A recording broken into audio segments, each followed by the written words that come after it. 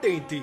Gli alpini salutano la bandiera. È così che inizia il raduno triveneto delle Penne Nere. E Schio, che per la prima volta ospita la manifestazione, che continua sabato con la messa solenne e termina domenica con la sfilata trasmessa a partire dalle 9:30 del mattino in diretta su Antenna 3.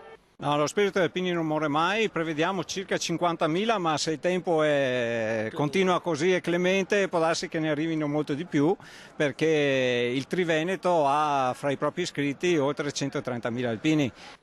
Le montagne li osservano e gli alpini lo sanno. Qui, all'ombra del Pasubio, le Penne Nere sono a casa loro. Quindi qui parlare di alpini vuol dire parlare di una cosa che fa parte delle famiglie, fa parte delle contrade, quindi c'è una grande attenzione. Non a caso l'Adunata coinvolge i quartieri, le associazioni e tutti i cittadini. A Schio arrivano 50.000 Penne Nere, con le loro tradizioni, con la loro allegria, col loro senso della patria, una cultura che non muore, anche se la chiusura del servizio di leva ha ridotto notevolmente il cambio generazionale. Siccome che manca la ferma, manca e allora lì i valori vanno persi, no? La nostra forza è onestà e amicizia. Gli alpini sono due motti indiscendibili con gli alpini. Il montanaro è abituato a combattere contro le difficoltà.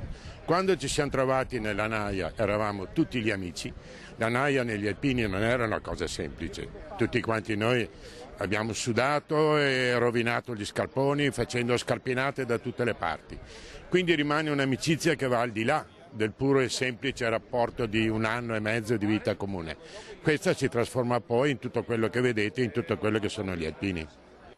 L'Adunata Triveneta degli Alpini è una festa del popolo, ma è anche una festa della cultura, della memoria, con onori ai caduti dell'ossario del Pasubio, la messa solenne nel Duomo di Schio, il carosello di fanfare, le visite al museo storico. Schio sorride alle Penne Nere, immortali nel cuore e nello spirito.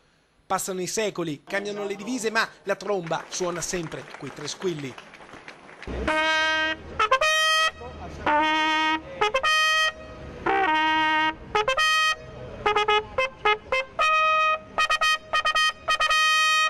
Il trombettiere degli alpini in uniforme del 1873. Certamente.